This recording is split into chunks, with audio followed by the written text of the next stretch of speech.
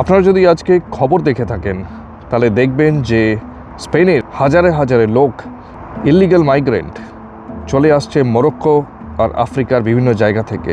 এটা কিন্তু একটা ন্যাশনাল সিকিউরিটি ইস্যু। তার কারণ একটা ছোট্ট জায়গা, জনসংখ্যা হচ্ছে ৮৪,০০০, সেখানে যদি হঠাৎ করে ৬০,০০০ লোক চলে আসে, ভাবুন তো কী অবস্থা। তাদের ইনফ্রাস্ট্রাকচারের কী অবস্থা, তাদের ন্যাশনাল সিকিউরিটির কী অবস্থা। এমনকি মানুষজন অলরেডি ঘরে ঢুকে পড়ছে, রাতারাতি তারা বিভিন্ন যে লোকাল তাদের ঘরে ঢুকে পড়ছে। আপনি যদি এই ফটোটা দেখেন তাহলে দেখতে পাবেন যে কিভাবে এখানকার লোকালরা এবার রেগে যাচ্ছে। কারণ এখানে ইনফ্রাস্ট্রাকচারের একটা বিরাট প্রবলেম হবে। হেলথ ইনফ্রাস্ট্রাকচার, তাদের যে পুলিশ, সিকিউরিটি, স্কুলস, সমস্ত কিছুর উপরে একটা বিরাট চাপ আসবে। আর সব থেকে বড় চাপ যেটা আসবে সেটা হচ্ছে কস্ট অফ লিভিংয়ে। কারণ এগুলো সব আলটিমেটলি এদেরকে যদি লালন পালন করতে হয় তাহলে তাদের একটা ট্যাক্স লাগবে।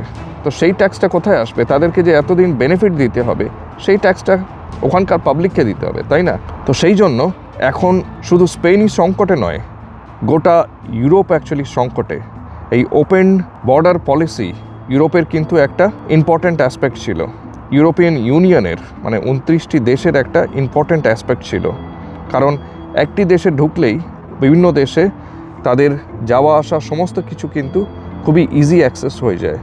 বাট যেহেতু এখন এই ওপেন বর্ডার বিভিন্ন দেশ, স্পেশালি স্পেন, এত লিবারেল হয়ে গেছে যে এগুলো কিন্তু মিসইউজ হচ্ছে, এবং এইটার জন্য পুরো ইউরোপের বিভিন্ন দেশের সকলেই কিন্তু খুব ভয়ে আছে।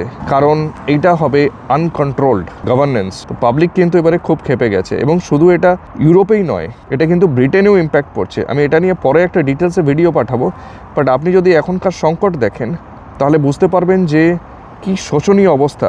শুধু স্পেনই ডুবছে না, প্রশ্নটা হচ্ছে স্পেন কি পুরো ইউরোপকে সঙ্গে নিয়ে ডুবছে? আপনার কি মনে হয়? অবশ্যই কমেন্ট করে জানান।